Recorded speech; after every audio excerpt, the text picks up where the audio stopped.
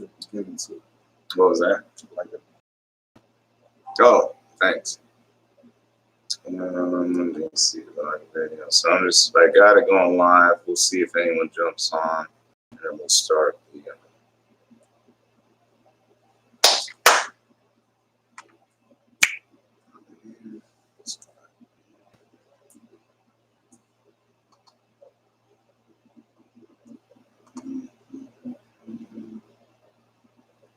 Check.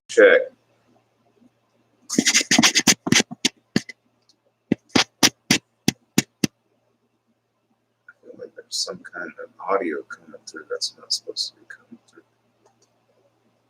No, see, that's what.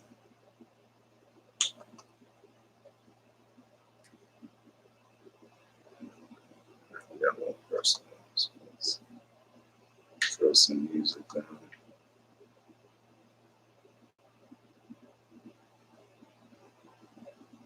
So yeah, I moved the camera a little bit, so I'm both of them. Right? Yeah, I'll be moving it. Need it facing this way.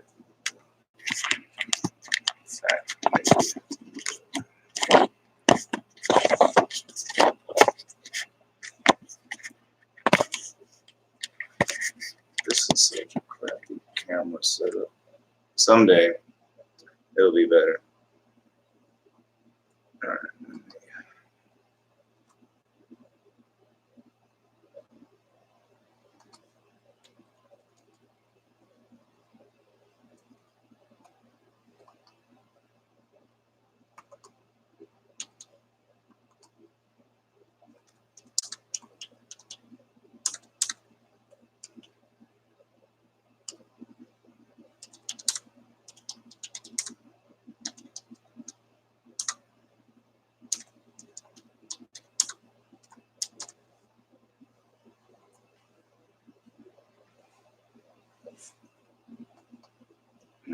Right, live on Facebook. Got one person on, so we'll see. We'll see what happens. We'll start this in a second. All right, like I said, I'll probably just start a little bit about ask you about you, tell them about you, and then we'll just go from there. Sort of go from there. That's right.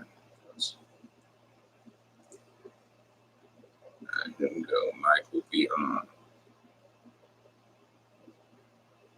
What's up? What's up?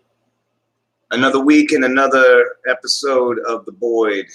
Sorry I missed you last week. Just I guess low discipline time, and missed out on an episode that I should have done. So, but special treat for you guys. We have a guest today, Maurus Yaw. Yo, That's right. Okay, so Maurus is on with us. I met Maurus the other day, actually at a video shoot at a studio. I swear I met him before too, but I can't exactly place it. Hold on, let me find the webcam here so you guys can see what's going on. So we got one person on YouTube, so no doubt a super fan. So I'm going to move this a little bit further back here. So we are in the Swamp Studios of Duval, and trying to make it work. And by the way, if you want to support the Boyd, the Patreon link is there, and you can support the efforts of this show, which is basically to speak the truth and have a fellowship with our fellow brothers and sisters of this world. And so we're going to start with Duval, probably. But I don't know. We can talk about universal things. What do you think, Maurus? You like to be called Yaw? Yaw. I remember when you introduced yourself, called yourself Yaw.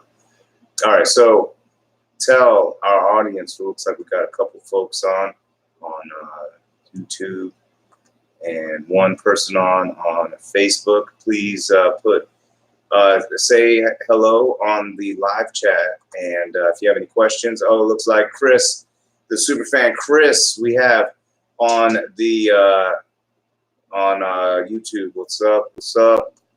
And again, please join the conversation. So Maurus, or y'all, sorry, excuse me. Tell us a little bit about yourself. So start at the beginning and bring us home. Coming from Georgia. Okay. Coming from Georgia. Georgia. Tilt the camera towards you a little bit so people. Outside of Atlanta, about 40 minutes outside of Atlanta. Went to school there, graduated there. After I graduated, came to Florida, South Florida. Okay. Why'd you go there? There's a lot of reasons. This is like a whole reason. I was sick in Georgia and I came to South Florida. Sick of Georgia? Yeah. What made you sick? No, I mean like sick, like physically. Oh. Yeah. So when I went to South Florida. What was it, like allergies or something? I don't know what it was, really. I know I couldn't talk, I couldn't walk, I couldn't do a lot of things. My whole body kind of burnt out. I think it just burnt out. And when I went to South Florida, I don't know whether it was the weather, the food, or whatever, but I felt better. Felt better. My whole body felt better. Now I went back. Did you have family or something in South Florida? Nah. Okay. Nah. But so what stage in your life was this? How old were you in South Florida? 22. 22. Oh. Yeah, 22. How old are you now, if you don't mind? Okay, 31. Yeah. Hey, and if you guys, especially super fans out there that are watching, if there are any audio issues or if you can't hear y'all, please let me know and I'll adjust the volume, etc., etc. All right, so you moved to South Florida when you're 22, right? Okay, right. And then what were you doing down there? I was really living life. I had my own moving company out there. Moving company? Yeah. Okay. I have my own moving company. That's a lot of work, no doubt. It is. It is. I hurt my shoulder doing it. Yeah. It's quick. It's sure. Quick. Yeah. Get paid for. Have my own truck. So I'm just working for myself out there. That's what's up. Keep doing the music. Kept doing the music. I got into screenwriting. Oh, wow. Started taking classes, screenwriting, learning from scratch on how to do it. And okay. 3 scripts wrote right now. Wow. So, okay. Well, I want to come back to that. Okay. But you went over there and you were doing a moving company, but also dabbling in various arts. Right. So it's like some music, film. Right. Okay. And I started that in Atlanta. All of that started in Atlanta. Yeah. What got you into that stuff? I think naturally being a storyteller. Since I was a kid, I always wrote stories. So really, in from stories and having stories going. What influenced you to start that? Like everything. I read a lot of books. I read Goosebumps books and a lot of things early. You know what I'm saying? And movies. And being interested in how to create your own story and get people to think different from the story. You know what I mean? Like. You don't necessarily got to preach to people. Did you have a lot of peers that read as much as you? Not that I know of. No, not really. So you were sort of an outlier as far as folks around you. Yeah. I got the whole collection of Goosebumps. Like, wow. Yeah. My pops did. Like, see, I never read any Goosebumps stuff. I remember reading not Tom Sawyer, but I did read that. But Hardy Boys and stuff. Right. Yeah, but I feel like that was before my time. That was like my dad told me to read it. And he's like, you should check this out. And I was like, oh, okay. Read Hardy Boys. But I don't know. Goosebumps, was that something that was through that, they would do those book fairs? Is that one of those book series that you could get at the school book fair? Probably so. But okay. I'm mostly got it just in the regular stores. You know what I mean? I don't really get it from the book stuff. Gotcha. Book fair, I just got it from like going out to Walmart. Okay. But just telling stories all together, man. Yeah. I've always been into horror, so that was like horror stories. That was like a slight introduction in the horror. Really? So like the horror, horror genre movies too. And I got horror genre movies. That's ridiculous. Yeah. I feel I'm right. So do you you write them? Most definitely. Wow. What's give it like what's an example of one that you wrote? Like what's a horror movie that? I don't know if I can say without giving too much. I mean, don't give too much. Like the general. I got synopsis. Like if you were gonna make a trailer, what would it like? What would it be about? Give us a little storyboard. You know, verbally of the trailer of this thing. Jesus, that's I feel like I'm giving out more movies. Well, don't get. I mean, okay. Well, look. I mean, if you want to, that's the thing though. Like, studio wants to promote the movie, right? To balance between giving away the plot and making people want to go, right? Well, maybe you're gonna have to hire the ad wizard, the marketing guru, to help you do that. Yeah. But imagine, I got a zombie movie in the works. Oh, okay. And it's a traditional kind of zombie movie. You know what I mean? Okay. Like I studied Remote, the one that did Night of the Living Dead. Okay. You know, I study all the classics. Yeah. So you really get into like this. So how much?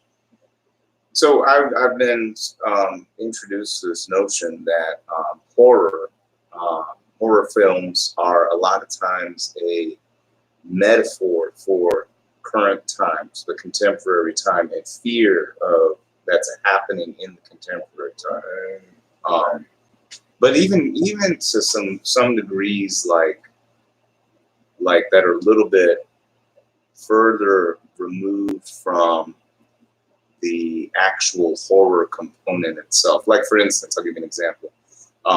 The idea that the Texas Chainsaw Massacre series, and especially the initial one, and then the rest of them are a little bit more contrived off of the horror part.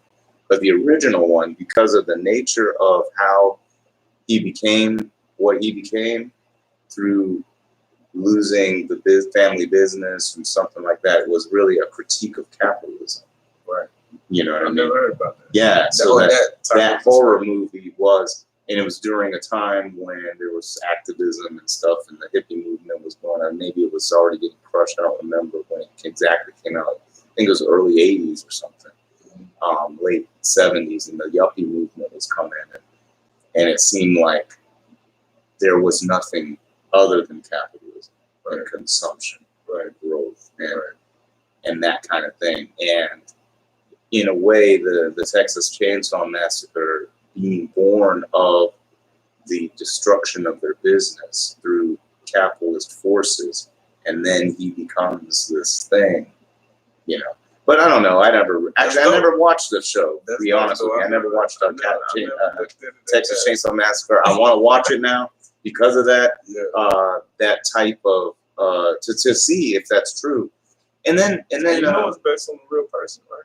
I heard something like that. Yeah, but they said that specifically that movie itself was sort of like wanted to. They specifically showed certain aspects of the destruction of the business and some of these economic pressures and stuff like that. But yeah, it's about a real guy. Yeah, and it turned him into a monster.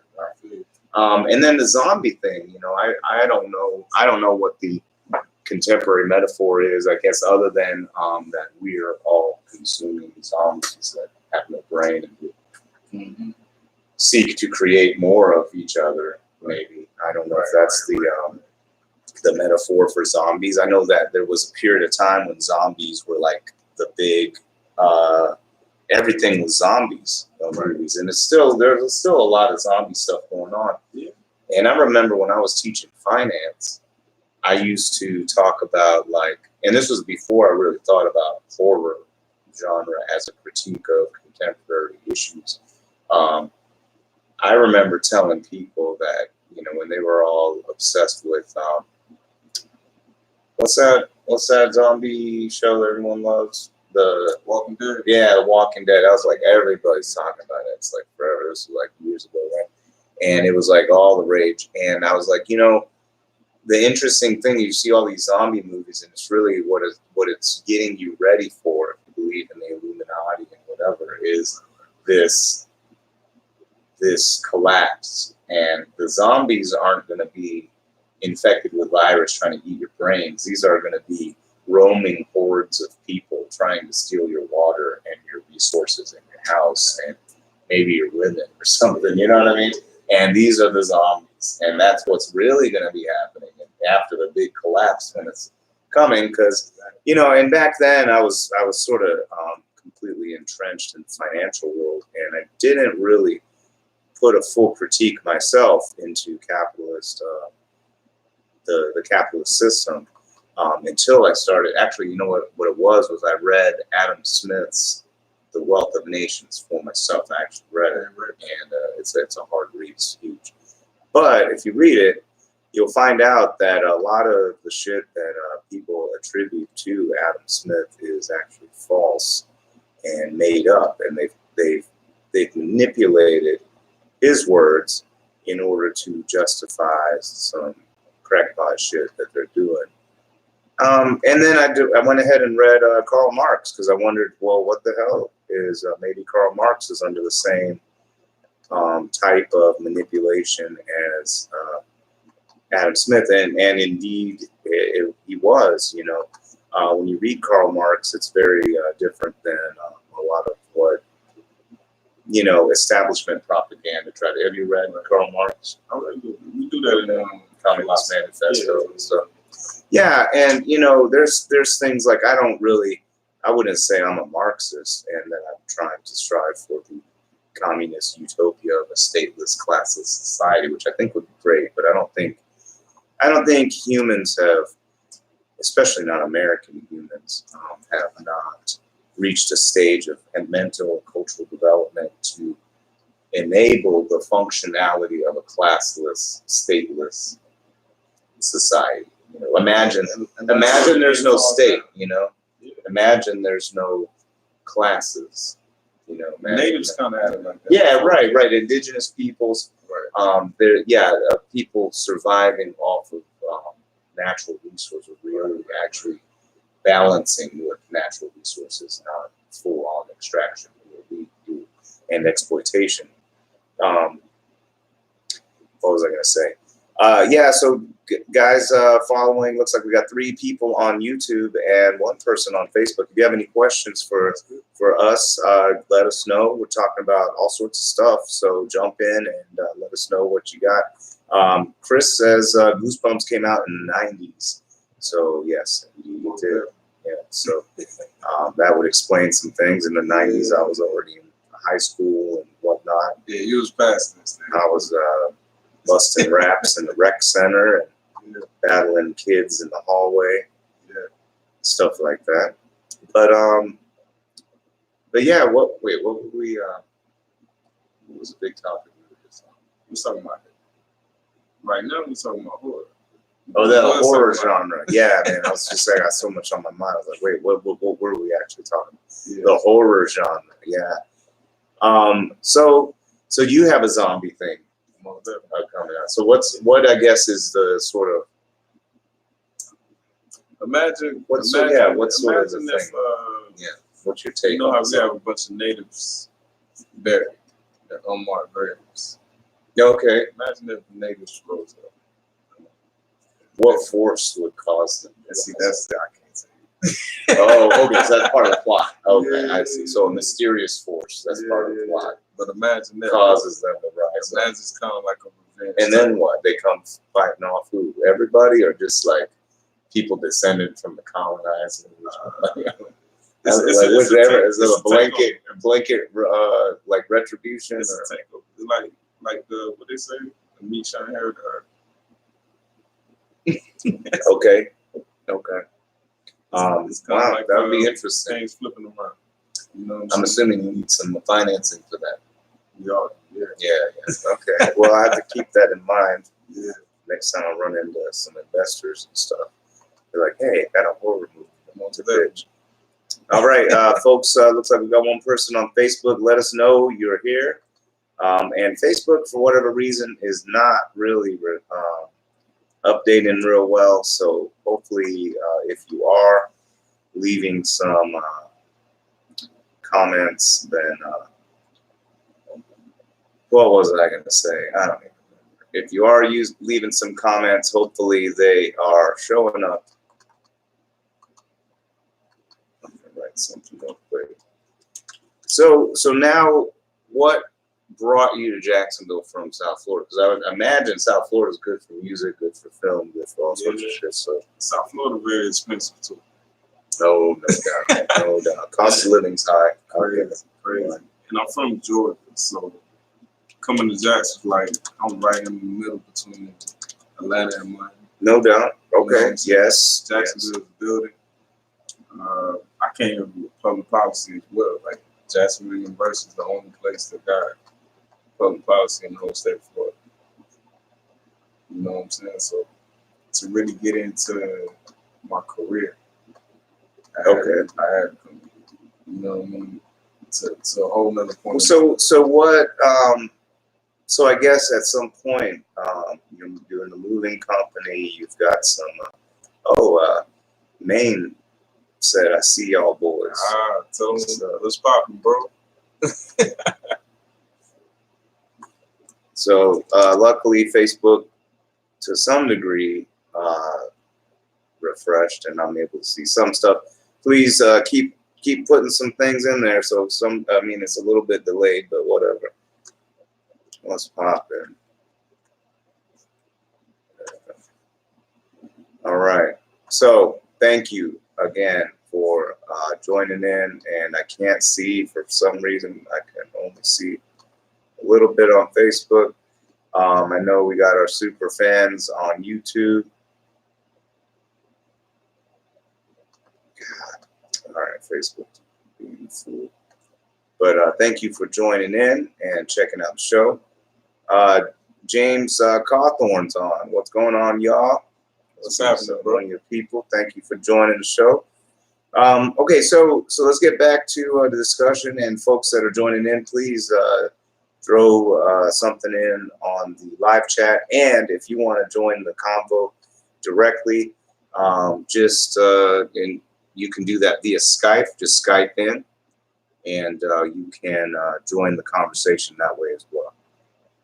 Just trying to make sure. Hey, let me know if we are having any audio issues. I have this weird feeling that the audio is low, especially for y'all. So just let me know. And I don't want him to have to sit awkwardly or anything, hurt his back, leaning towards the microphone or something.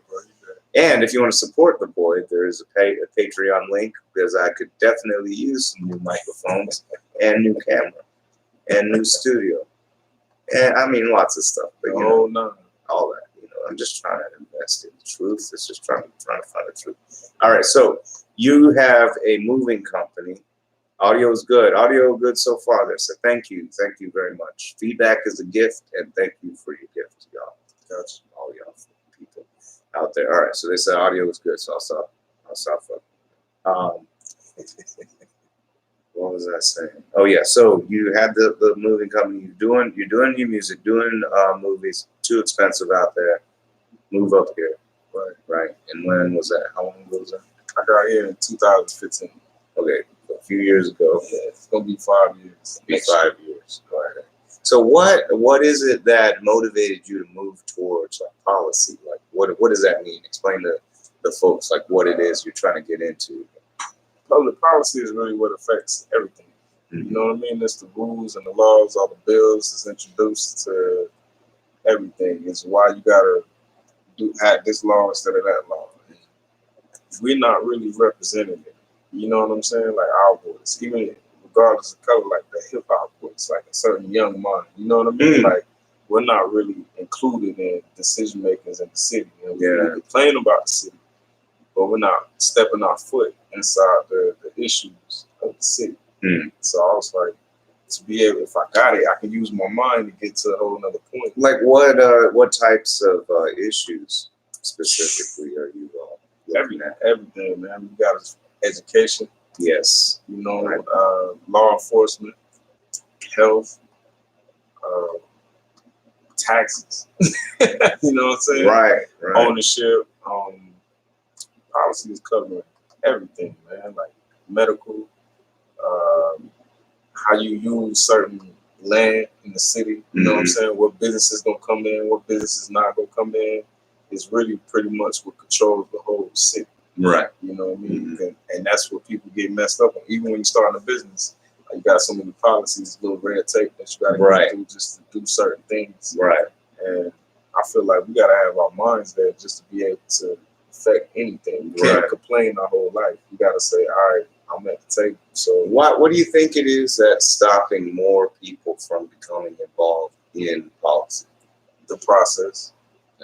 It's too rigorous or too bureaucratic.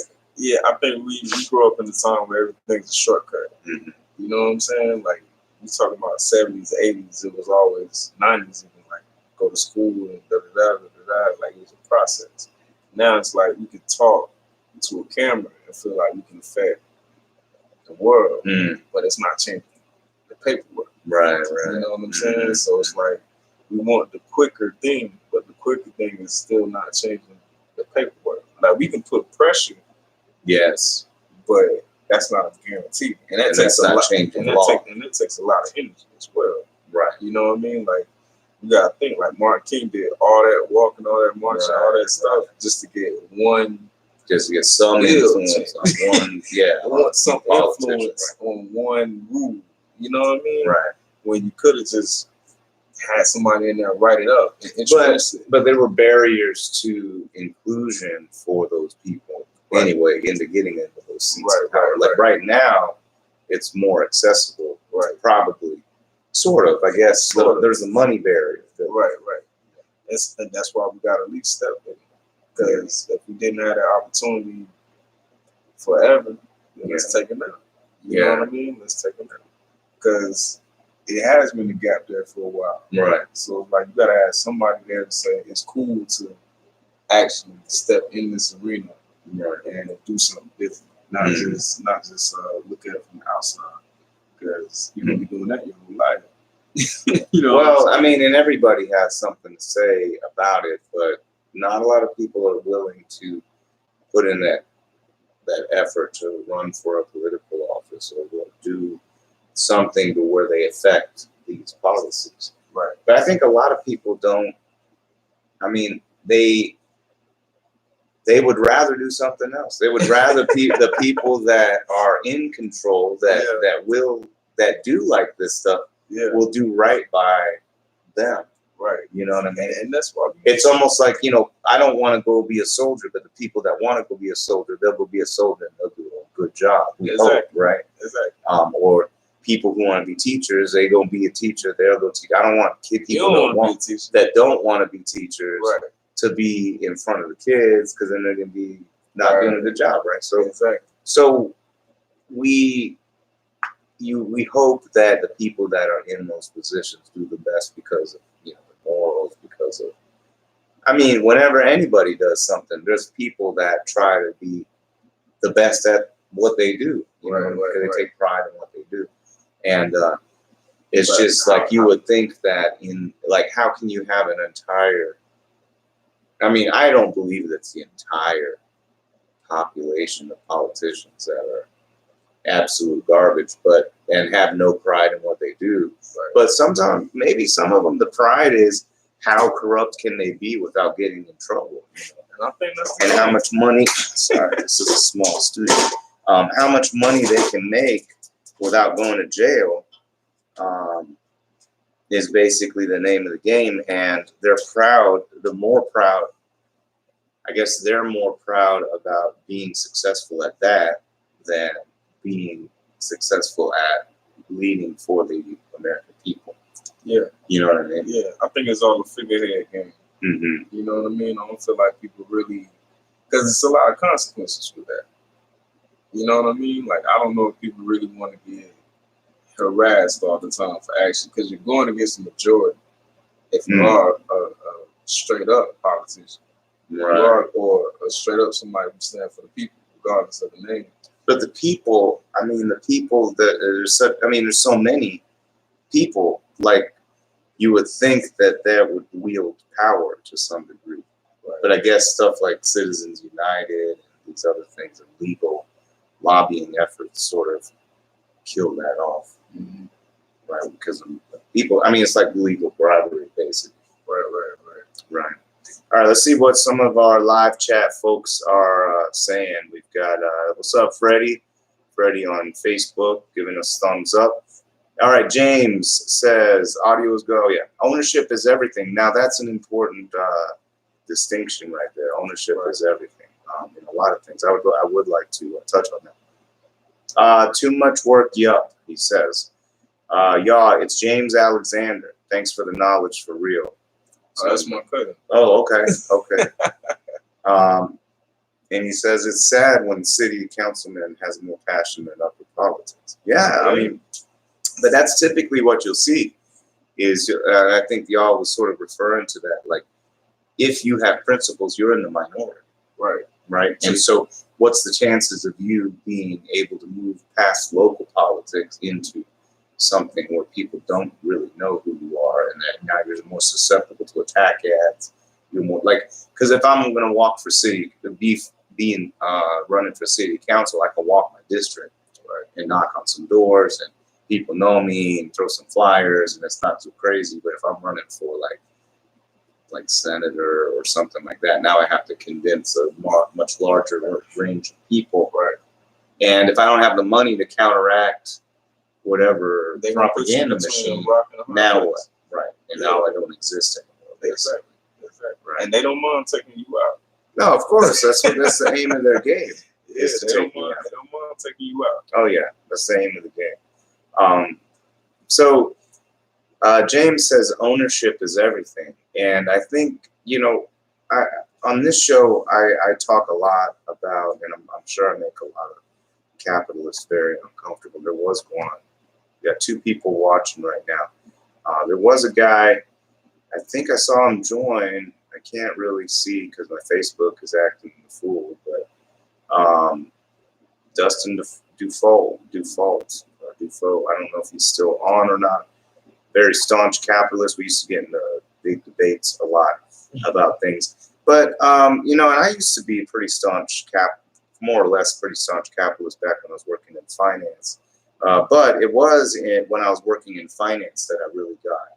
While I was teaching, actually, things clicked that the system is basically rigged against the small investor. You know what I mean? Yeah. Which in the finance world, you sort of don't look at, you look at it like, well, that's just the way it is. And if you don't, you're just not sophisticated enough to participate. And that's not even really the case. You know what I mean? And I don't want to get too deep into it, but basically I had that revelation while I was in the world of finance. But yeah, the ownership component, this idea that if I own a business or if I amass some equipment, that forever I can continue to just pay the market rate for wages while I extract profits by simply owning machinery or owning these things that are not attainable to people that don't already have resources. You know what I mean? Because if you don't have resources, you have to enter into an exploitative relationship. You know what I mean? Mm-hmm. And that's how it's built. Oh yeah, yeah. That's definitely how it's built. But the propaganda is strong. Propaganda is strong to help to make us believe that this is the taste of freedom. Right. This is what it feels like. But this is what it is. You know what I mean? Exactly. But how is it freedom that I have to, by threat of starvation and homelessness, I have to enter into an exploitation relationship? You know what I mean? If I pop out of the womb with no resources, no tools, no money, no silver spoon in my mouth, now if I'm seeking a job, what if I'm a low skilled person? Maybe they always have the argument, oh, well, you could invest in yourself, get a better job. Well, what if my brain doesn't allow that? A lot of people not talking about that. Right. They don't understand. Yeah, and they don't understand that. And maybe they like doing a job that is making someone else money. Right. So if they're making someone else money, then that job should be enough to live off of. You see what I mean? It might be a part-time job, and in which case it's a little bit different. But if you're working 40 hours or some set, like we should talk about it as a society, but on one hand, we should balance out then our need to be with our family, to raise our families, right? with the need to, quote unquote, contribute to society. So at one point we decided 40 hours was about right. You know what I mean? So in that context, 40 hours, if I work 40 hours for someone, and it could be multiple someones, I should be able to make enough to live in this world, like have shelter, clothes, something, right? Those things that are necessities to live in this world, right? Because after all, think about it this way: a slave owner must at least provide that for their slaves in order for his investment or her investment, so he can do business, to maintain the investment. Otherwise, they lose on the investment. If you want to look at it in a callous, cold calculating way, just numbers. You see what I mean? If someone were to buy another person for X dollars, then they have to. It's like if you bought a horse for X dollars, you got to maintain it.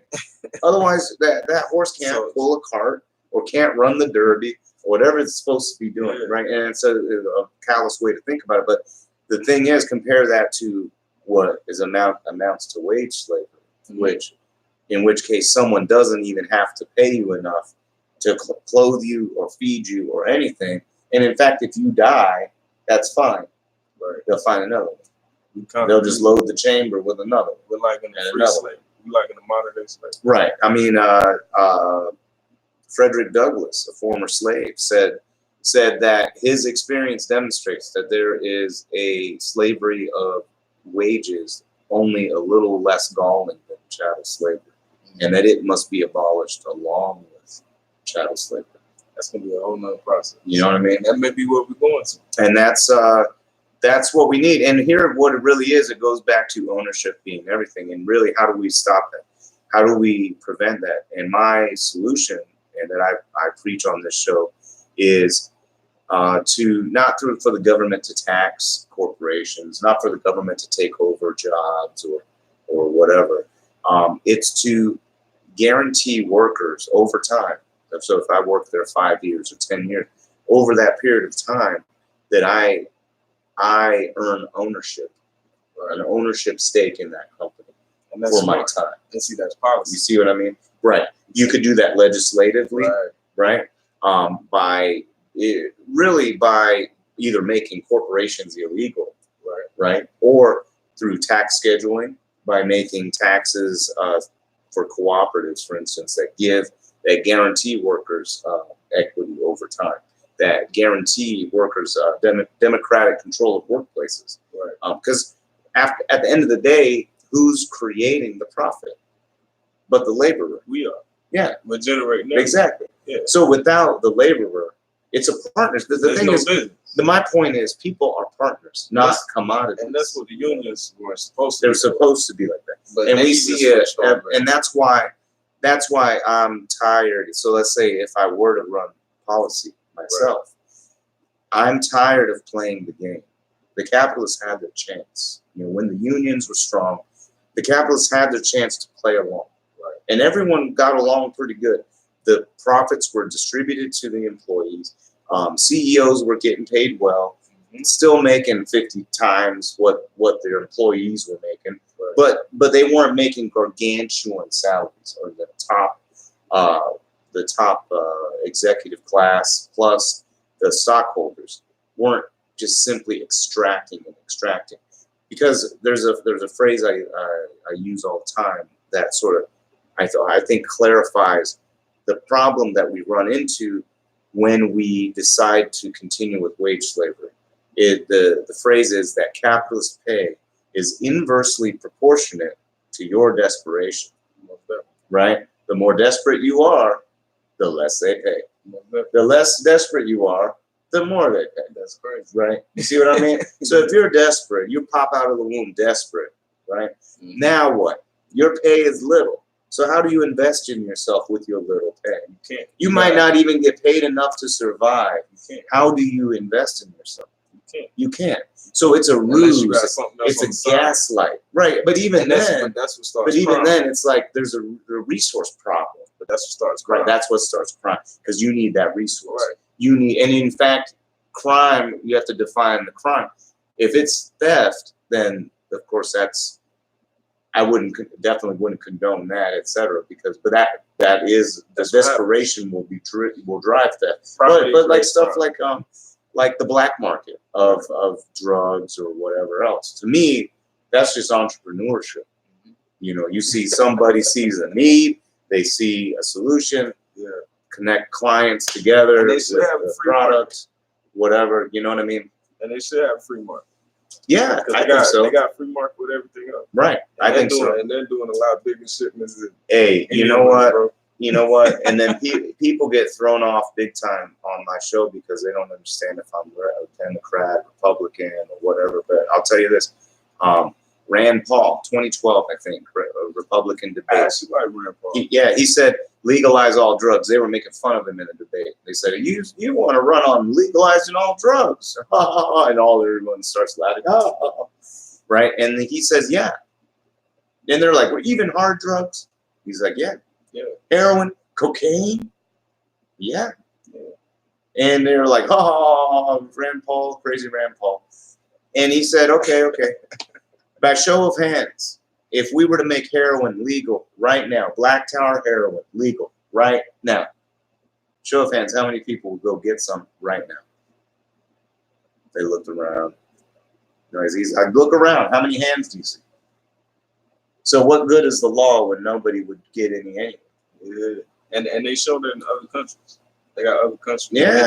Portugal legalized it or decriminalized it anyway. Use actually went down. Use went down. People are able to actually get help. People are able to actually get education about that and take the taboo stigmatized. Right, exactly. Take the taboo off of it. People not even wanting it. But there's plenty of people that want to make the taboo stick and keep things going. You know what I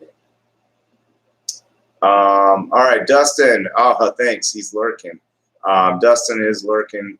So one of these days we will have our capitalism debate. We've had a couple before. I think he just needs to see where I'm coming from. I think he's got a lot of propaganda that he has to go through, which I'm not trying to say that in a demeaning way. In it's as truthful a way as possible, because a lot of the stuff that he says are basically almost tropes of propaganda. And I'm not trying to just be mean or say the mean things. Maxwell says ESOP. What does that mean? Is that like a Myers-Briggs thing? What is ESOP? I don't know. Maybe. Maxwell, tell us what's up. All right. So James has been blowing us up and we've been ignoring him. So let's find out what he's got to say. All right. So James says, the way the system is built, it's sad. Did you know that if you have $400,000 in your bank account, you don't have to have any type of insurance like house and car? Interesting. I didn't know that. It's sad that the rich has loopholes and the middle class have to apply the rules. Indeed, I concur with that. Superfan Chris says, is that a financial law or a special loophole that the 5% take advantage of? I'm not sure. James says, I like that. In regards to 400,000, James says special loophole. Thank you, response. How did you hear about that? Just curious on why. Well, okay, so two things. James says open market on drugs will cut the population down, which I sort of disagree with that, because I'm not going to go do some crazy shit. Everybody's going to die? He thinks so. They already done. Yeah. I mean, the thing is, if people really know about the problem and they're open about it, they probably won't get on some heroin. They probably won't get on some, these pills and shit and whatever. So for Chris says, to address Chris's thing, I wonder if there's something, if you have 400,000 in liquid assets, probably net assets, liquid net assets, 400,000, I guess there may be a loophole. I'm not possible. I'd have to look into that, but where you don't have to have those types of things, because there is an implication that you have enough to cover most issues if you were to, let's say, run into somebody and kill, like, I don't know, family in their van. That 400,000 would be used to hire a lawyer. right, or something like that. Though you'd be pretty fucked if that's what it is. Oh, Maxwell, ESOP, Employee Stock Ownership Plan. Oh, Series 7 class. Aha. Yes, indeed. Max, thank you for joining in, by the way. Series 7 class at Fidelity years ago. Thank you. Yes, he was in my class. I was teaching Series 7 back. Okay, so yes, ESOP, Employee Stock Option Plan. That is a good choice. However, let me tell you why that's not good enough. Number one, not all employers offer employee stock option plans. So not all employers have a vector for gaining equity. Number two, equity should be vested or gained regardless of the compensation. That's the market, the quote unquote market rate or wage compensation. Let me tell you why. Because the worker is in a captive market. There is no alternative to exploitation. Now, there's different forms of exploitation. I can become a waiter and be exploited as a waiter, or I can become I don't know, I could go be a customer service rep on the phones and be exploited as a customer service rep. I could go be a mechanic for a mechanic shop and be exploited as a mechanic. You see what I'm getting at? There's different flavors and levels of exploitation. You could be making $300,000 for someone else doing their bidding, and guess what? You're being exploited for their use. You see what I mean? So it's not about the number. That's the thing about the petty bourgeoisie that Marx talks about, is these people that are making a lot. Let's say you're an accountant. Let's say you make $300,000 as an accountant, and your multi-million-dollar firm is able to make multiple millions of dollars because of your accounting abilities. So your $300,000 is a mere pittance to the profit that they're able to generate, right?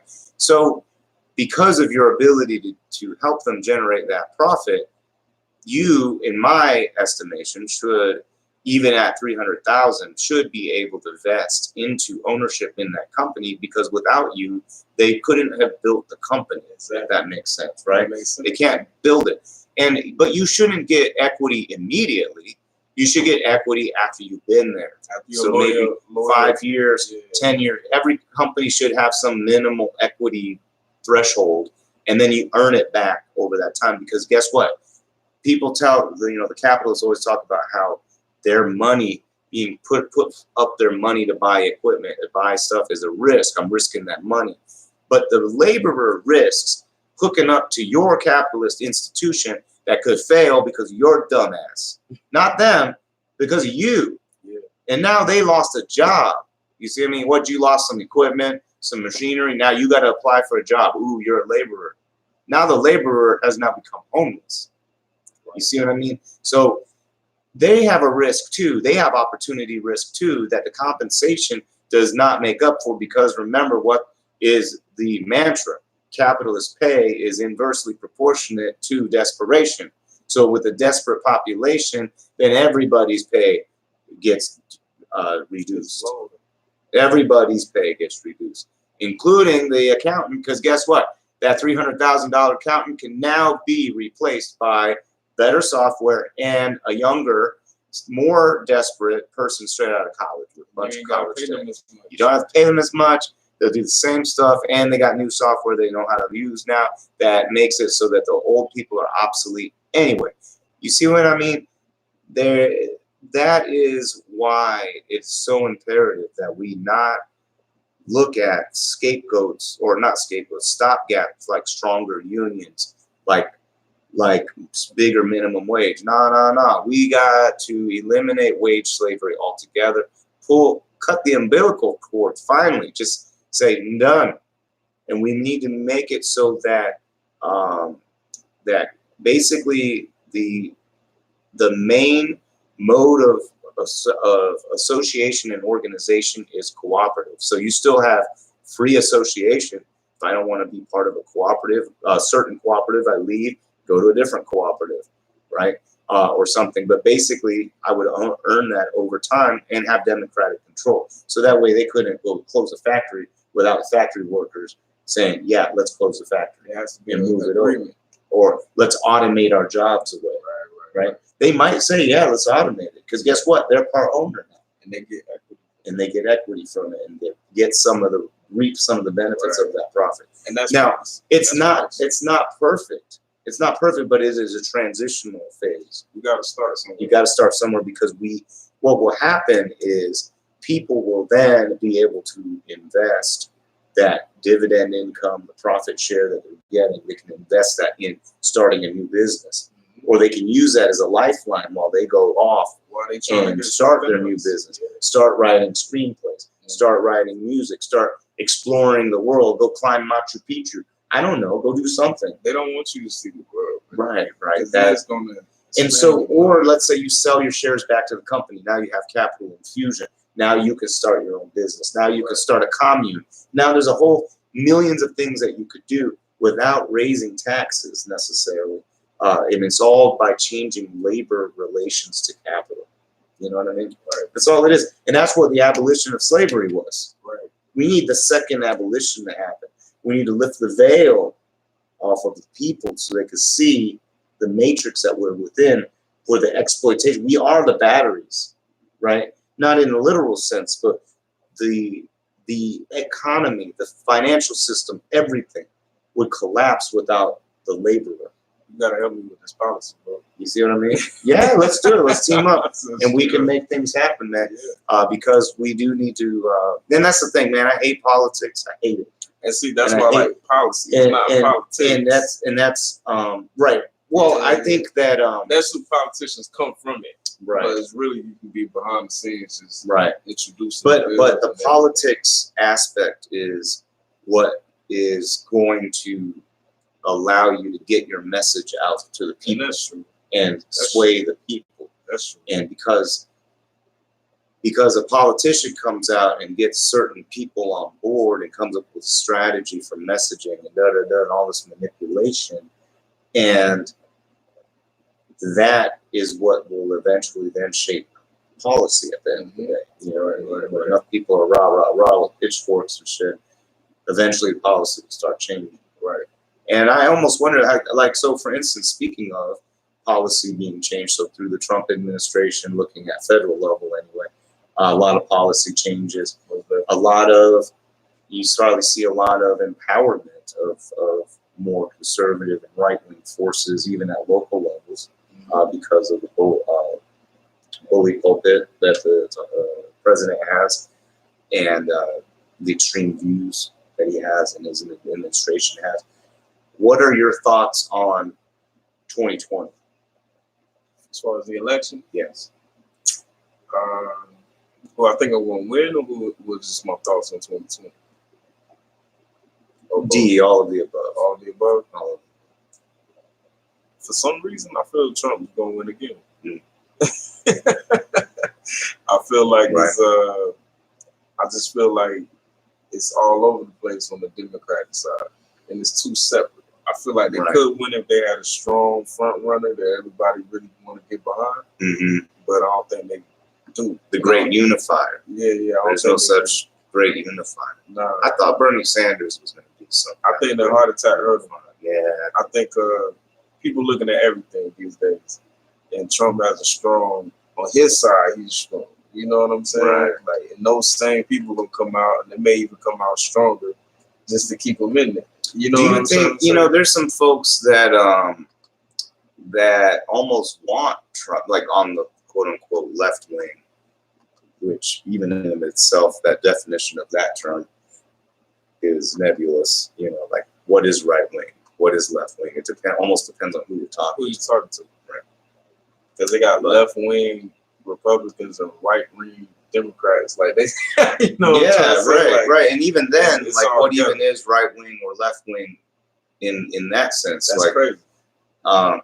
You know, like to me, when I talk about left wing politics, it means a substantial change from the status quo.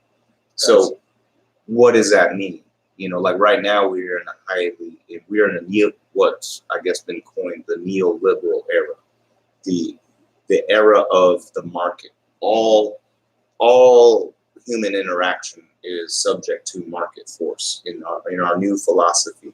starting with Reagan and Thatcher, that basically, oh, you got a problem? Oh, you want water?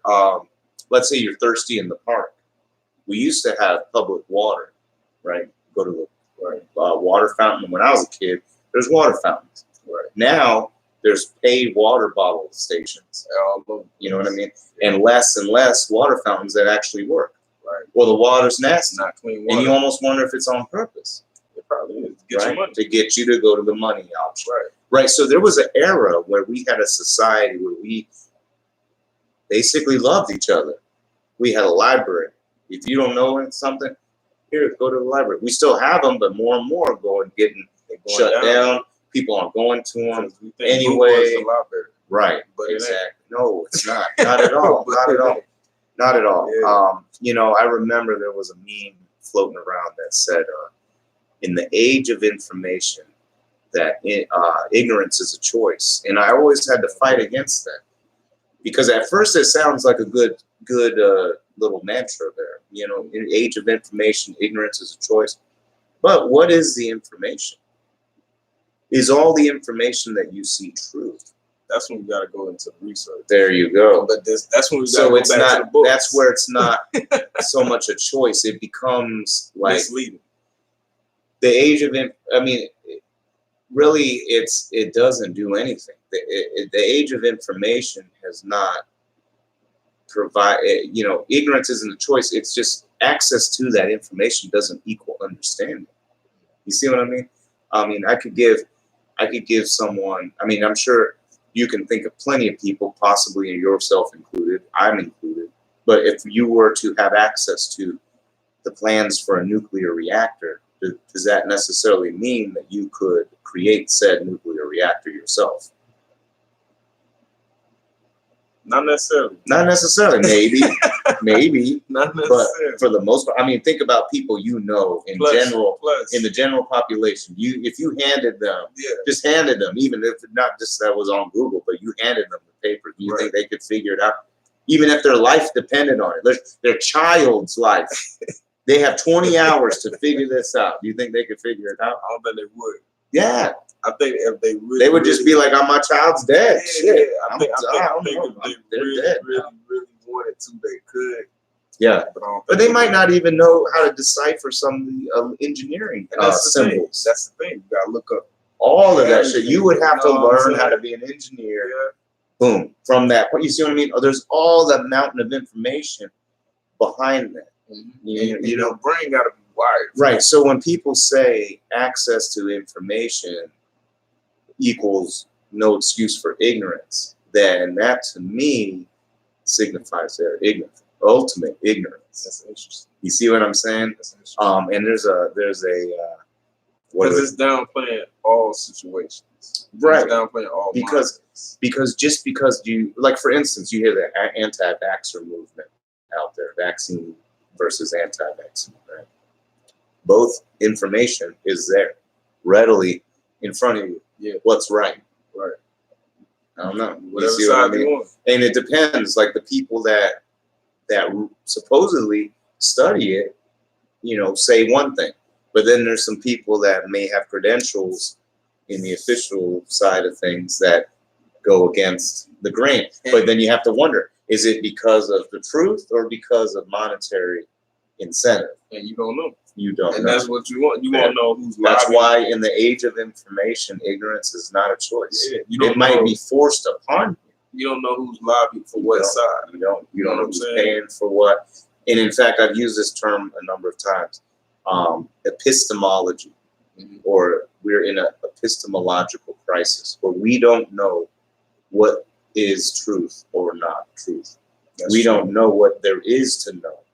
What even is the right thing that we're talking about? You know what I mean? That's why we just. And we're in a crisis. That's why we just talking.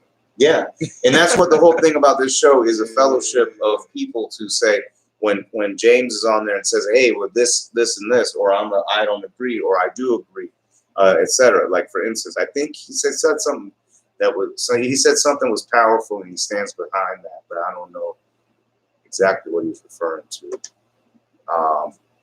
But he said Republican, New World Order, Democrat. You know, and that's a lot of folks will sort of poo-poo that phrase, that type of talk, Republican, NWO, Democrat, as like conspiracy theory talk and that kind of stuff. But I feel like the reason why that even has an existence or anything in a sense is because there's a nugget of truth in its core. Right. You know what I mean? Because there is. Because what is that, right? And it might not be like a dastardly set of villains in an underground cave with a monitor and like they're all around in a conference. It could be that too. But you know, you envision like all the sci-fi movies or other, you know what I mean? And it could be that, but chances are it's just a bunch of people that are self-interested that get together and manipulate, and some of them might even be working against each other on one end and helping. There are probably a bunch of devious ass psychopaths. But that's why it's a new world order. Right. It's not like a clique. It's just a new order of the world. I see. Switch the words. So your people can come into the order or be pushed out of the order. Right. Really. So it's sort of fluid. Right. This order. Because they didn't switch everything right. So it's not like a scary thing. We're living in it right now. Do you think, you know, I keep hearing a lot about talk about civil war and people talking like, you know, because we're getting more and more people, getting verbal and real toxic about just everything. And especially you hear a lot of right-wing sources, conservatives talk about, you know, a civil war, or they're preparing for what they believe is potentially coming, and which might come, a potential socialist revolution coming along that they want to sort of start fighting now against this socialist revolution. What are your thoughts on the volatility of the times right now? I think. Do you think they're volatile, or is it sort of? I think the Civil War is going to happen just as much as they stormed Area 51. A lot of yin yang, a lot of talk. I agree. You know what I'm saying? Yes, like, I agree. It starts very.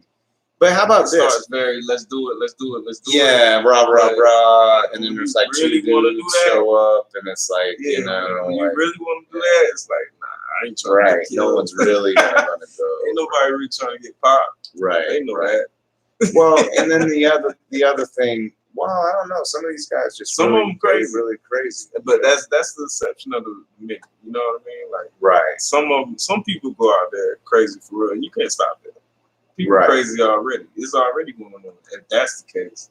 But as far as a whole group, nah, I don't think so. I don't think we're in that time period. You know what I think is gonna because I don't know what's the dividing line. Yeah, exactly. Now maybe if there's a socialist revolution, maybe, but I think that's years from now. Yeah. If there it depends on what happens. It really depends, like things could turn like this depending on what event happens. And that's the weird part about life. Like, we don't know. Like when Kennedy got shot the day before, we didn't know Kennedy was going to be shot. But that did that really spark a social change? Anything. Yeah, but I mean, like just those big events in the world, those world events. Like we don't know what's going to happen tomorrow. You know what I'm saying? So something can be big enough, and now we got social media, so they be all around the world real fast. So it's like we don't know what's going to happen tomorrow. It could be some big crazy thing that we're not ready for. That's like, what the hell just happened? And that could spark people, but I just don't feel like we're in the action type of mentality. I feel like we're so much filming and we're so much want to commentate, and we'll talk about it before we actually move it. I don't think we really want to get out our homes. When do you think? What do you think will change that? What would you think will make it change from talk to action? Technology has to shut down. Oh, so when technology shuts down, it has to be a glitch, and just nobody can use. No one can get on Candy Crush anymore. And the Pornhub is locked out and shit like that. Suddenly now everyone's like, oh, yeah. I think if it glitched, what happened? Oh, yeah. I like think wake up from the fog. And it's not worth. Even you, I think just think if technology shut down for a week. Yeah. Like, it don't sound like much because we went through the 80s, 90s, everything. Right. We lived without it. But these days, let's say all the electronics just glitch and they say, oh, we can get about working in a week. That week may be crazy. Yes. People don't know how to live like People don't that. know how to live. That week, they going to start going crazy. Some people will kill themselves just by having no followers. Let's say everybody got to start over again at zero. Some people go crazy. You know, there's a saying out there that if we did start at zero and if we were to have some monetary system again, that the people that are on top would be back on top anyway. You think so? No, there's a saying out there. I don't believe so. I think that's a bunch of bullshit. I'm like, okay, let's try it. I think we start at zero. I'm like, double dare you. Let's try it. If we start at zero, you think so? We gonna hustle. You think so? You know when people are like, oh no, they'll be back on top. Oh, trust me. How about you? You think you'll be back on top? Oh yes, I'll be back where I am. Oh really? Let's try it. We're gonna be too Let's aggressive. try it. We're gonna be you don't know. Yeah. Zero, if you gave everybody the same resources all around everyone, you don't know. We got mediocre idiots doing idiot shit. There's even a recent Huffington Post article about the glass, quote unquote, glass ceiling of wealthy people and their shitty ass children getting the high ranking jobs, getting the high money jobs, like Joe Biden and his kid getting $50,000 a month from some Ukrainian oil companies for just being a fucking nothing, just to be bored. Or look at fucking Trump's kids, good for nothing, useless sacks of flesh, and they're millionaires. Yeah, and they're cutting deals using the presidency. If we had access to the presidency, if we had started zero and just rely on our own hustle and mind. Yeah. Nah. Oh hell no! They know that. Yeah, that's why it'd be very few that they have to feed themselves these cock fluffing lines like, oh well, if we were to start over, we would be back at the top anyway. I'm like, well, fucking let's play the game. Never. I'm ready because there's people with hustle that I know. I might not be on top, but there are people that I know that can out hustle the people that are already on top, that are standing on their parents' hustle, that are standing on the grandparents' hustle, that are standing on generational hustle. And next thing you know, they want to lecture other people about pulling their bootstraps or this or that. But even then, even the people that did pull their bootstraps, how many people did you hire in that period of time that you know in your mind and your heart could never do what you just did? So should they die on the streets poor? No, not everyone can run a business. That's right. Not everyone can do those things. But not everyone can do a lot of things. Right. You know what I mean? It doesn't mean that. And business is not the only way to hustle your way. Right. But that's the only thing that seems to give people money and any kind of respect, and any kind of recognition. In our society. I think it'd be very few that can get back up. I think Mark Cuban could probably get back up. There's some folks. It's a couple, but I don't think. There's some folks, but there's some people that I think a lot of it is they have to try to find a way to take the pressure off the system and put it on the individual. Mm-hmm. That the reason why you're poor is because you failed.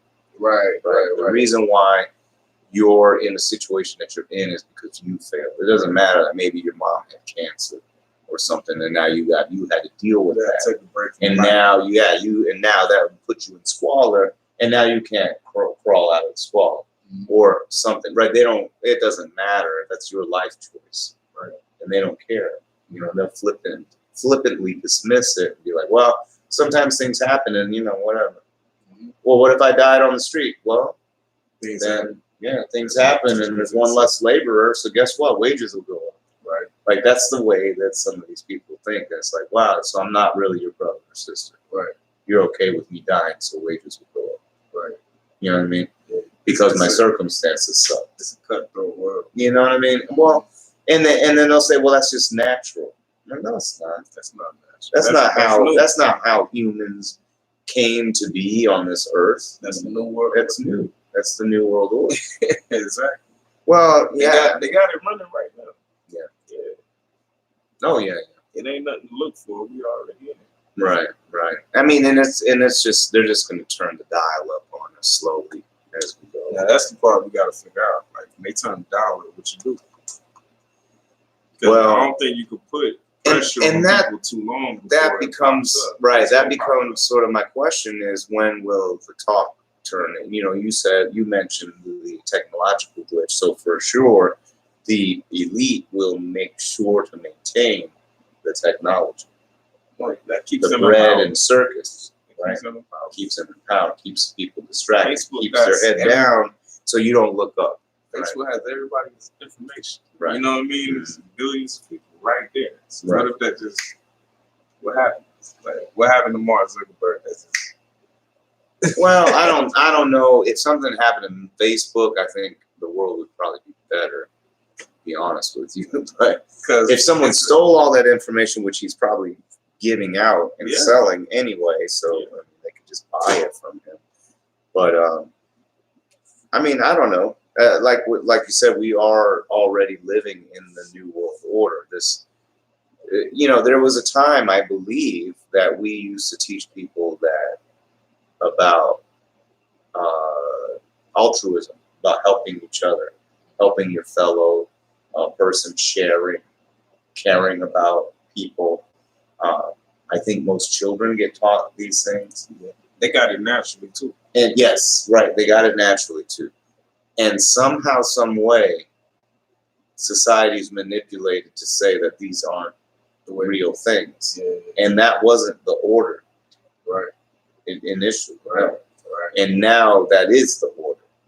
Right. So and now we're teaching kids like that. Yeah, we're teaching kids. Like kids are starting early, like, and we're teaching kids like, hey, look, they're gonna come up on you, so you better come up on them first. Right. You know what I mean? That's a society we're building. We're corrupting kids early. Right. And they stuck on the phones early. Right. So we definitely can.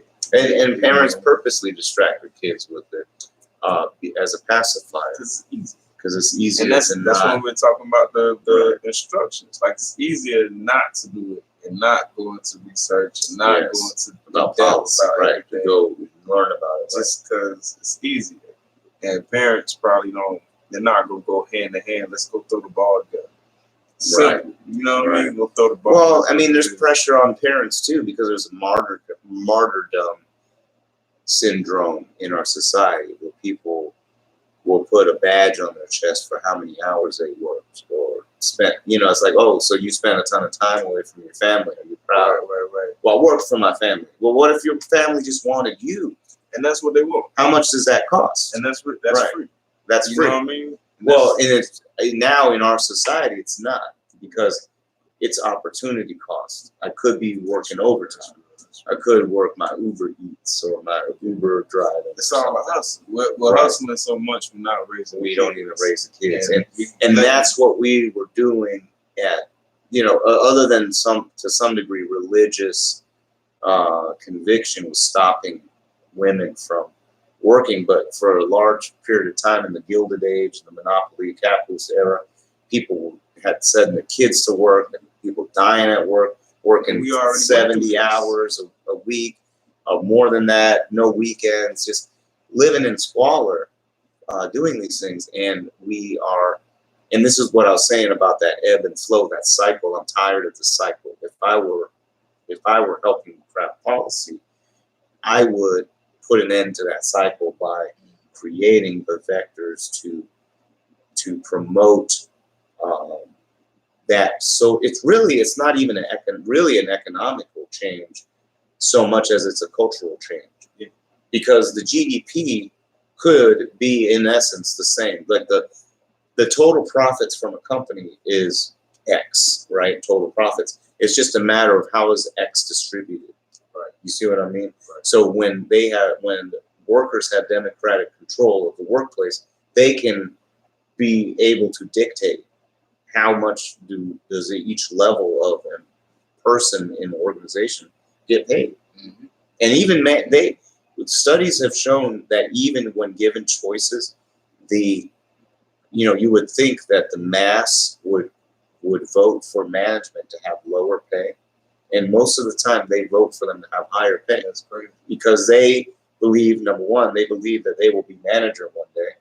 Number one. They're looking for. Number two is that they believe that the manager's role is important and that you must have a lot of knowledge in order to be a manager, and there's a lot of responsibility to it. Right. So they are okay paying managers more. So even people given the choice will pay quote unquote superiors or people more than themselves because they see in the value in doing that. But we gotta lessen that gap. Oh, right. And so democratically voting on it would definitely reduce that gap. Right. You know what I mean? And it would change the incentives for creating these types of roles. And the big thing, the real issue is the fact that the labor system is captive. There is no alternative to exploitation. You can't just go set up a cabin and live on the land. No. You can't. Whose land? There's rules on that too. You can't. So you have to buy your way out of exploitation. So you have to be exploited to the point where you can buy your cabin and land and live on it, and you still probably got to pay taxes. So you have to find a way to create enterprise from that resource. But how do you get so? That's a big irony. And you see, like some people would say, well, nobody wants to go live out on the land. Nobody wants to do. The technology has changed. Nobody wants to. I'm like, oh, really? So you tell me about the homesteader movement then. Tell me about the off-grid movement then. Who the fuck are these people? All these people wishing, yearning to go and leave the city and just live a fucking, almost like a peasant life. Wake up in the morning, till the field, collect your vegetables, milk your goat or cow or whatever you got, and then just chill out for the rest of the day. Fucking chew on your piece of hay, drink some beer you got brewing in the back, chill it out. A lot more peaceful, bro. A lot more peaceful. Maybe you spend a few hours, maybe you're good, you decide to be the town blacksmith, and you spend a few hours doing that because someone has a chore for you, and you barter for something else. Or you earn money that way, or whatever. But people are like, oh my God, I would love to live that way. Instead of working at Walmart. Or instead of whatever menial bullshit job that they do, and then fighting through traffic, and then coming to their shitty house they can barely afford, they'd be like, fuck, I would go fishing all day, I'd go hunting, and just come back and live in my fucking shit. It doesn't mean you have to be primitive. We can have solar panels. Yeah. We can have electricity. 2019. We can have all of these things. We have hydroponic systems and have a very small piece of land with a high yield and everyone living like that. Not everyone, but people that chose to, and that would be a more true reflection of a wage market, a labor market, because I could say, fuck this shit, I'm living out on a farm. And the smartest people are doing that. Well, that they can afford it. Mike Tyson started his marijuana. If you can afford it, right? That's what I'm saying. You have to buy your way from exploitation. You have to be able to afford your way out. To escape it. It's almost like still got to play the game just to get out. It's almost like launching something into orbit. If you don't push it hard enough and fast enough, it won't stay in orbit. It'll only, because in essence, launching something into orbit is like throwing something. I saw a really cool diagram. It's basically if you throw something, if it goes and then eventually falls back to Earth, right? Mm-hmm. And if you throw it really far, it flies really far and eventually falls.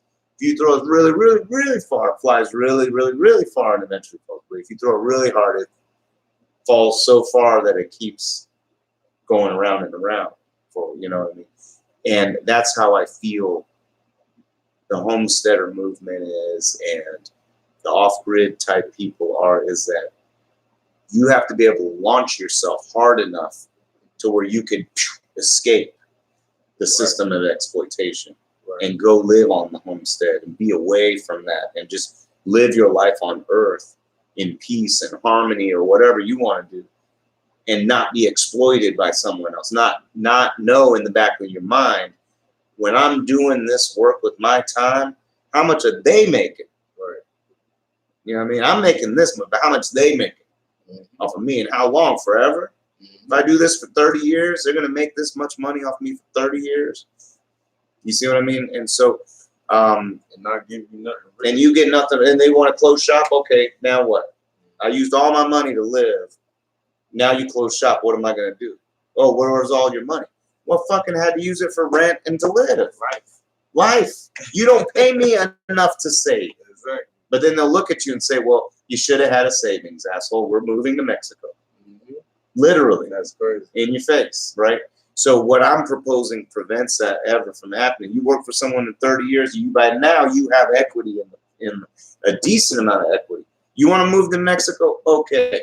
But guess what? I still get some of the profit. Now your profit margin is going to go up because labor costs went down because you just laid my ass off. But because I have equity, now the profit, any dividends will be higher because the profit's higher, and then we come into me, And you still got and I get a piece of it. Right. Or I could sell off my shares back to the company, which should actually go up now that they're moving to Mexico, because the stockholders are going to be like, oh shit, they're going to make more money now, lower labor costs, right? So now if I sold back my shares that I've earned over 30 years, now I've got capital infusion. Maybe I'll go start my own business. Maybe I go live off that till I die. I don't know. That's my choice. That is true freedom. Yeah.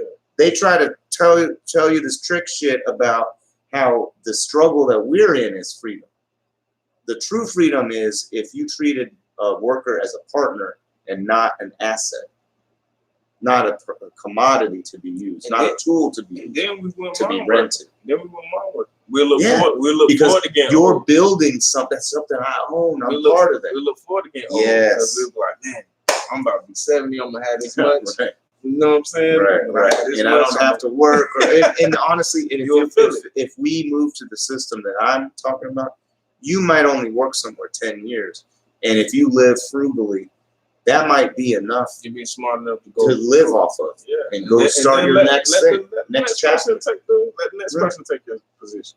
Right. And maybe you only get paid out for the time that you were in service. And that'll actually help unemployment a lot. And yes. Because if that person starts something, they got somebody else. And they old positions. Yes. Open, now so it's open for someone else. And now they start a new enterprise. So now we have more freedom. So this conversation is one that's purposely eluded.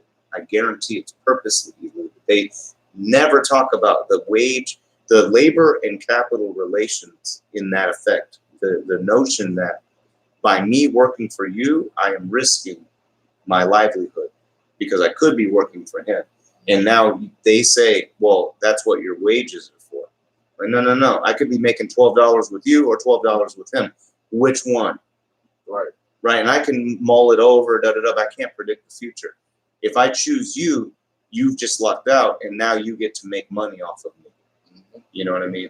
And for that capacity, and for my risk in allowing you to make money off of me, I should earn equity. Most definitely. You see what I mean? In addition to my wage. Most definitely. So that's why I don't believe these employee stock purchase plans are enough. Mm-hmm. Because that's taking my money I already earned based on a captive wage market. I already earned that money, and now you're telling me to put it back in the company? Yeah. No. I built this company. Yeah. I should own that by default. I'm part of it. They don't want to do that because then they gotta go back to slavery. We are slaves. But I mean, like that's a similar thing. It's like, okay, if somebody build this whole thing, what part of it do they own? They still can be part owner. Yeah. You know what I mean? Like, for instance, if I was crafting favorable tax legislation for this, I would even do something like if a business owner were to transfer 75% ownership of their company to their employees, that the 25% dividends or anything dealing like income from that 25% tax-free. That could be millions and millions and millions of dollars. That's true. But if you give more than 75% to your employees, they own it now. I don't care if you just get paid. You see what I mean? You could still be 25% owner. So you still get to take some. Right. And no taxes. Another thing that helps is that we have more regulations on how they can hide them. Right. Right. I mean, that's the thing that if we change your tax regulations for that, it should be very simple. We really don't even know how much money certain billionaires have. Yeah. Because half of it's probably hit. Yes. 2 different departments, different countries, putting in different places. Right. Tax shelters. If you have more regulations on that, man, you can disperse we have trillions of dollars not even used. Oh yeah. You know what I'm trying to say? Oh yeah, and we would like, chop up the military industrial complex. Yeah. And we could. But here's the thing. We could be able to feed here's the thing. Before, if like, because I've not only on the show but just in interacting with people throughout the city, throughout my life, people have been like, "Oh, James, you should run for something. You should do something. Involve yourself in something." I'm like, okay, fine.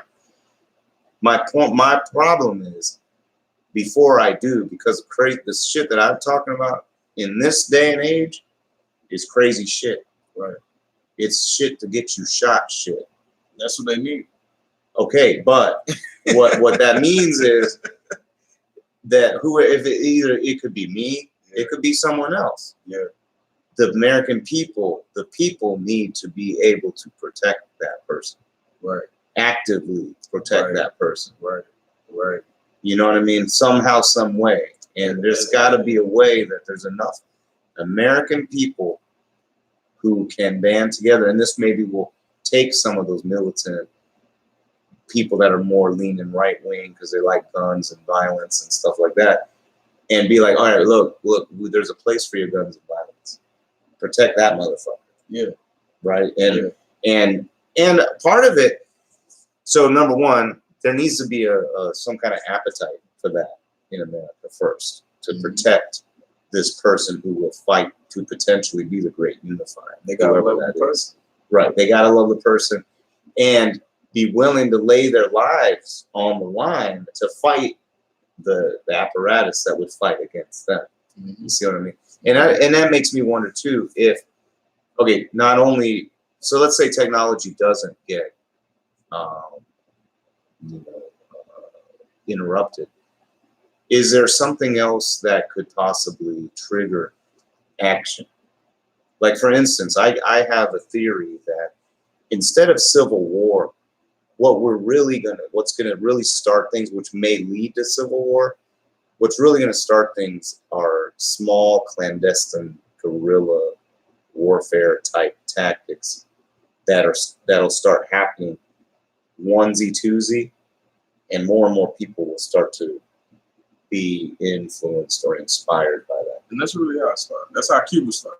Yeah. So it makes me wonder, when will that start? What will that look like? Who will it be? It'll most likely be some kind of destruction of equipment.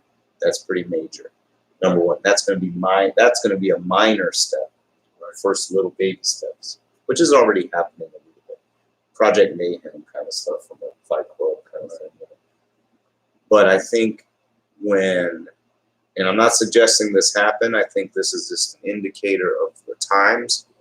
I think we're on the verge of the rebellion when specific rich people, NWO type people, and mainly specifically financial people and people who are deemed part of the quote unquote like dark, like deep state, or the people that are manipulating the politicians or the new NWO type people. When those type people start getting basically assassinated, right, or threatened in some way, and it starts happening more and more, I think now that will become something, because you will see a major counter reaction by them. And we haven't seen that. We haven't seen it. But how hard is it for that to happen? It's not that hard. I'm surprised. I'm surprised that it hasn't happened. With this nation full of guns. I can tell it's happening. It's somewhat like how they did the Purge, right? In the movie. Okay. When they started going into the rich neighborhoods and saying, okay, they're making them kind of feel pressure because they started taking them out. And it's like, they don't expect that. You know what I'm trying to say? Like, I think if the people get pressure enough on them, but they can't live, and most people are probably, I mean, you're going to go towards who you feel is keeping you a problem. Right. But those people in power will try to divert your attention as much as they can to anywhere else. I don't think it's going to work. I think once it starts, it's not going to work. Once it starts, it's going to go. You know what I mean? Because, I think once it starts, it's going to go. For that to go, I think people will feel it. because you have billionaires in every city. You know what I mean? You have Right. millionaires, billionaires in every city. So they'll start being the target.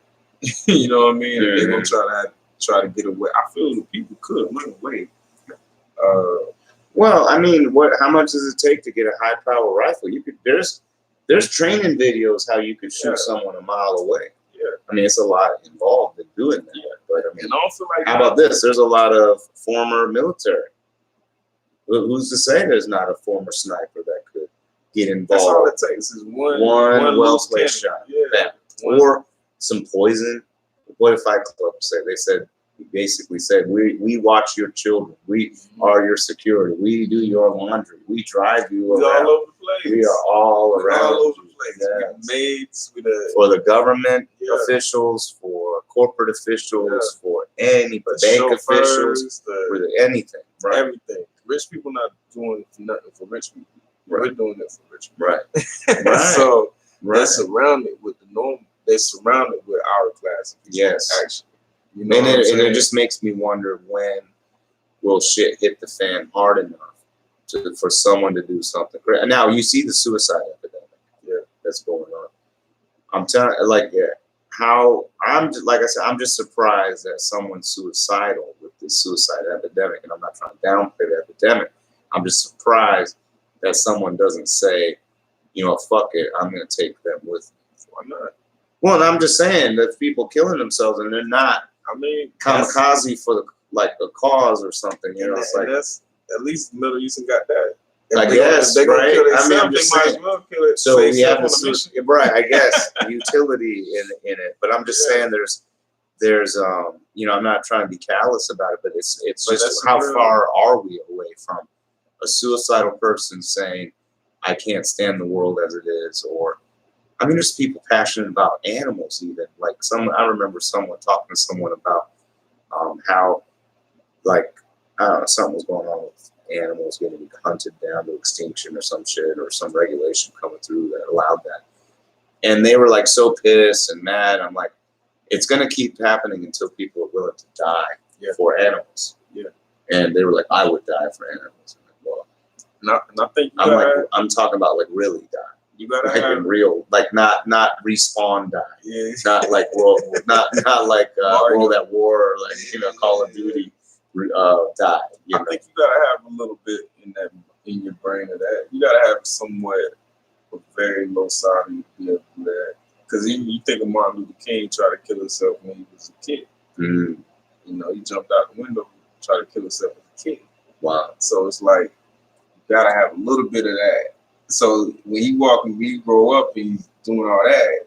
He probably he can die, but he's like, he probably is that much into it. Because I think when you have that suicidal, when you got yourself that far before, it's like you have nothing else to lose. Whatever, bro. I'm doing this because I feel it. Yeah, they can dedicate your life. I already tried to take myself out, so they take me out. At least I'm doing something direction. Yeah, you know what I'm saying. So people don't think about that, but I think the great leaders do have the type of, they already probably tried to take this. Well, how, I wonder. I hope this doesn't be this. I don't know if this would be a veiled threat, but maybe the establishment should do their best to make sure there's less depressed people.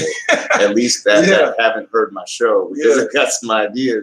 Don't let me get depressed now. Shit. I have nothing to lose. You don't know if you're on my list. Oh, shit. That's that bank and say, hey, I'm about to take out the head. Who the CEO at? Well, they probably should do that a little bit more. They should probably be a little bit more incognito. Yeah. If they really want to make a big difference. Right. But if you get popped, you get popped. You get popped. Hey, you got to chalk it up to the game. Yeah. If you're already in that mind state, you're not that hurt by it. James says, the saying, it's not your fault if you're born poor, but if you die poor, it's on you. Mm. So, I mean, there's a little truth in that. It could be, but I mean, it could also be, to define that. What if you gave away all your money before you died? It depends. That's not poor. I don't think that's poor. So, I think poor is a mentality. So, okay. Yeah. You know what I'm saying? Right. Like, some people give a lot. They don't have the finances, but they're rich at heart. They have a wealth Right. of spirit about it. You know what I'm saying? So it becomes that becomes less of a universal thing. You know, it depends on the situation. So I mean, I don't know. That's a tricky one. I mean, you could be, let's say you made millions and millions of dollars doing something. Some shit happened and you lost it all, and then something happened and you died. Right. I mean, I'm not really poor. May or may not be on you. I'm not really poor. Yes. Shit happens. I mean, so like it's just amount of assets that you've acquired. How much should that really matter? Like if someone's driving around in a Lamborghini that they bought from human trafficking money, is that like, you know, does that hold the same worth as someone that is, you know, poor and, you know, builds homes for the homeless or sews blankets for, you know, for the homeless? You know what I mean? Like we live in a society where the Lamborghini guy would get more respect. Period. Right. We didn't ask why. We never asked why are you in a Lamborghini. We're morally bankrupt. Yeah. You know what I'm saying? We don't have the real morals or ethics. But I think we do. I think, like you said, we're born with it. We're born with it. It's we got there. it naturally, but we got so many layers there. and shit. Yeah. We can it's like putting clothing on. Like we can put so many layers of things over us that we kind of got away from our core. So this reminds me of a conversation I had with this pastor, and this is the irony. The irony is I'm not a religious guy. Okay, so there's a lot of religious folks, especially in Florida, and I'm just not a religious guy. And the irony is a lot of religious people come and talk to me, and then they swear that I'm like of the cloth, they say, or I'm a spiritual person, or something. Right. They're convinced in their soul. They're looking at me with this weird gaze, like, no, I know that you're in the church or something. I'm like, look, I'm not. But we can talk about whatever you want to talk about. Is there something on your mind that you want to talk about? And I remember there's this pastor. I was trying to sell a bicycle. Here I am at the flea market. I was used to make these motorized bicycles. Here I'm selling this motorized bicycle. All these people come and talk to me about it, including this pastor comes up and starts talking to me about the bike. And I'm talking to him, and for some reason, he starts talking about social issues. And I'm like, okay, sure, I like talking. I mean, the nature of my show is to talk about social. So here I am. I'm like, yeah, okay, I'm jamming with this guy, sitting in my coffin talking about stuff. And he starts going on about human nature and this kind of stuff. And I'm like, okay, well, let's just talk. And, you know, he's quoting scripture and talking about the evil of humans and how selfish and indulgent they are and stuff. And I was like, well, you know, you never seen a kid break off their cookie to share another. That's the crazy part about it. That weren't even told about it, and the mothers are crying, and so you never seen that happen. He's like, no, I've seen it. Well, that's a natural thing. Yeah. You know, you can't fight the lion by yourself. You need your brothers and sisters, or you die. You know what I mean? So we, as we of humanity, has grown to know life on this earth as helping each other, right? Fighting against the universal element of destruction. You know, the world, nature, right? Again, us against the world, right? And we banded together. And that thought process is completely lost to some people. It's crazy how religion kind of, or at least certain sets of religion, at least, they actually try to make us bad or worse. Yeah. They teach that we're bad. That you're bad. You know what I'm saying? That your core is bad. You're this. Right. Like, so I brought that up to him that look like you're talking about God's creation. Why would God create something that's evil to the core? It don't make sense. So what are you saying? What you saying about God? Right? Yeah. I'm like, why isn't God perfect? Isn't God all seeing, all powerful? Wouldn't God see the contradiction of creating something with evil at its core, only to struggle to strive for good, to be something that it's not? Why would God torture a being to that? It's not his natural self. Yeah. Why would an evil thing have to strive to be good? And so he's like, well, what do you mean? And he tried to prove to me his point that humans are evil because that the natural state is evil and only God can make you not evil. And I says to him, he says to me, he says, see that bike you're trying to sell? What if you left that out on the street? What would happen to that bike? Like, oh, I don't know. So you know what would happen. It would get stolen. Like it probably would. See, humans are evil by nature. I'm like, okay, so if I left my bike out and you walk by, you're telling me you would steal it? Well, I'd want to. Really? You would want to steal something that didn't belong to you? You'd want to covet that? He's showing himself. Because I wouldn't. Right. Well, part of you wouldn't. No. That's integrity. I can empathize with that person that's their bike and not my bike, and then I would feel bad if I lost that bike. So that would prevent me from ever doing that. That's just having integrity. It's the golden rule. Do unto others as they would do unto you. Right. So no, I don't have a desire to take that bike. For if I were to take it, then someone would take it from me. So no, I don't want to do that. Right. He's like, well, someone would, so that's the human nature, obviously, that someone would steal it. I'm like, okay, hold on. I just said I wouldn't, and whether you would or not, if God just, helped you guide the way to not, hopefully, because you obviously want to. Yeah. So as long as you believe in God, then my bike is safe, right? As long as my bike is safe, right? And because you'll like this last part then, because as long as you believe in God, my bike is safe. Yeah. So at least I know that. And he's like, okay, fine. And I said, okay. And how about this? How about all the other people that drove by that bike or walked by that bike and said, that dude better put that fucking bike up or else someone's going to steal it. Right. How about all those people that didn't steal the bike? You want to define humanity off the guy that stole the bike instead of all the people that didn't. That's crazy.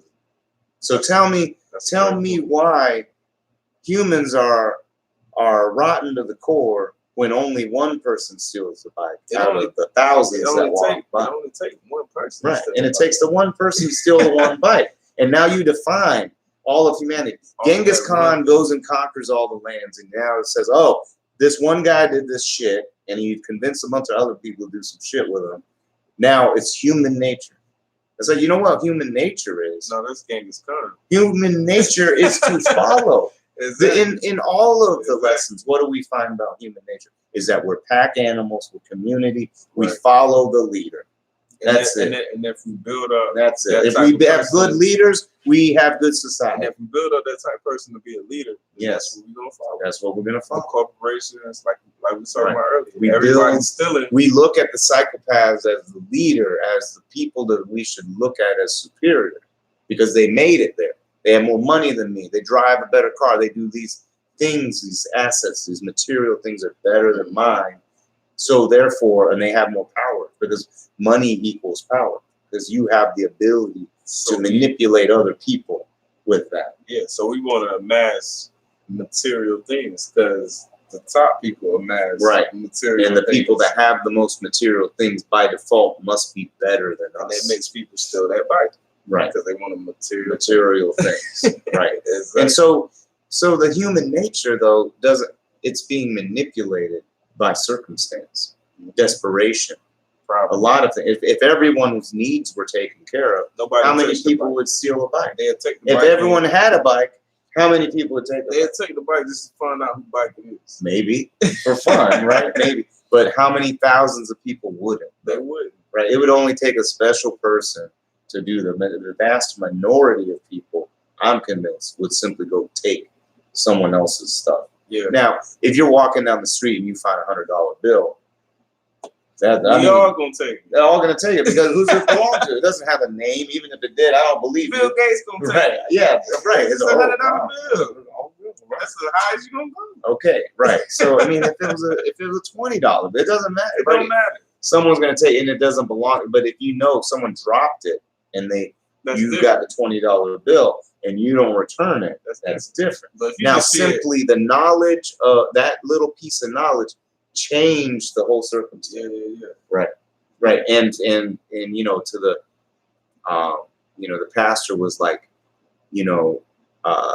if you don't have God to guide you and all that, then who's going to stop people from raping each other or murdering each other or whatever? I'm like, look, I don't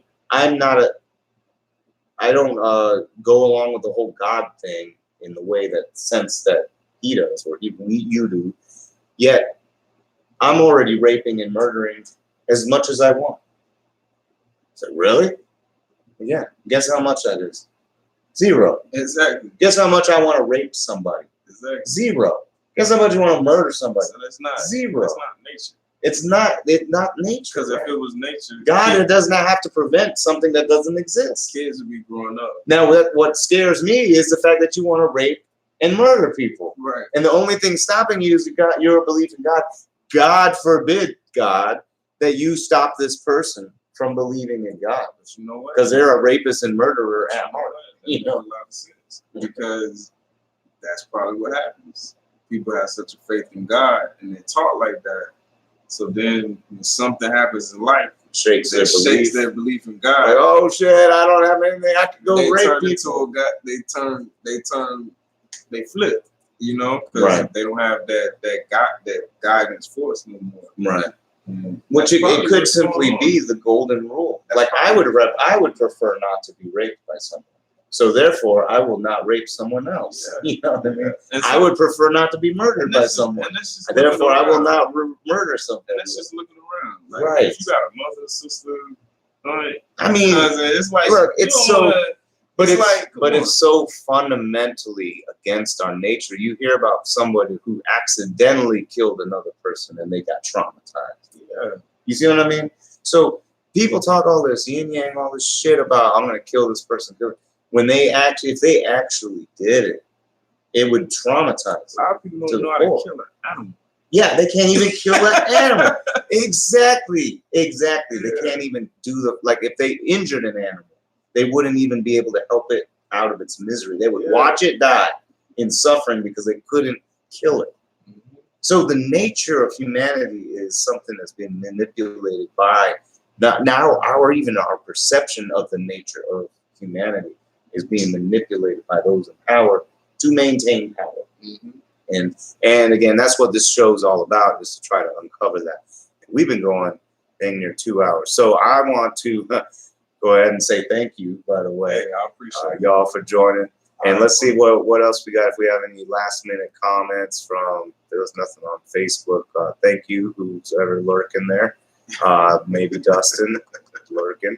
It's all right. Thank you for joining and watching. And thank you, James. Hopefully you'll be able to join us every Wednesday at 9. And y'all, you're welcome all back on anytime. Of course, and thank you, by the way, for thank you for being on the show and talking. And we come back and talk about any specific things you want. And for those 3 very unique people in this very huge world of billions of people. Oh, now 2 people. Thank you for joining on the Void. And if you want to be a guest on the show, let me know. And as always, we have Seprock Beats taking us out. The link to Seprock's Bandcamp is in the description. And be sure to tune in again. And until then, peace out. All right. Got the mic off, and then get this to the video. And that's about it. All right. So, man, what'd you think? I like it, though. I have fun. Yeah, you said you were talking about starting your own show, right? Yeah. So hopefully this inspires you to start your own show. Maybe we can collaborate on shows. You got a big guest on this. Yeah. and to me, the more controversial, the better. It's better. I like talking about controversial shit that gets people riled up. Yeah, man. Like I said, man, we'll start with your history and sort of branch off from there. Was sort of the strategy. I mean, I don't ever know exactly. I mean, sometimes people say, "Oh, I want to talk about this," bring up. Like there was a lady that wanted to talk specifically about modern racism, because she's a Hispanic lady with a Filipino husband who adopted 2 black boys, and they feel like they already see like things that weren't readily apparent to them in otherwise, being Filipino and even being Hispanic, not being white, they still didn't face the same level of different treatment, I guess they were seeing. They didn't realize, that things were happening like that, out there. It's levels. It's levels to it. Right. And they got us at like the lowest level. And they want to keep us there. Mm. You know what I'm saying? There's levels to it. So it's just, it doesn't make sense to me. Like, why can't we just all just live? You know that same day I met you? Yeah. Man, I was pulling out. I was the last car pulling out. And they had 3 police, 2 cars, 1 big van. Rush cornered me in. Right there in the parking lot? Right there in the parking lot. Oh, shit. They said, get out of the car, put your hands up. With guns? Yeah. I'm like, what's going on? So I had to get out the car. And they said, oh, we got you. You ain't ask me my ID or nothing. They said, oh, we got you. We caught you. I said, caught me? What I do? They said, oh, you led us on this high-speed chase. And, I've been there the whole time. The whole time. They're trying to put a story on me, so I let them on a high-speed chase when I came to the plaza. I was like, that's not me. They kept pushing. Like, no, that's you. We got you. Same car, same license plate. I said, no. I said, that's impossible. I said, that's impossible. And they kept pushing. They was like, listen, you either admit that you did it, or we're going to write a warrant for your arrest right now. Damn, what? They can't do that. I was like, no, this is impossible, bro. This ain't no way in hell. You know what I'm trying to say? They was planning. They was out there for a while, just trying to push me, admit me to either admit or write a warrant for my arrest.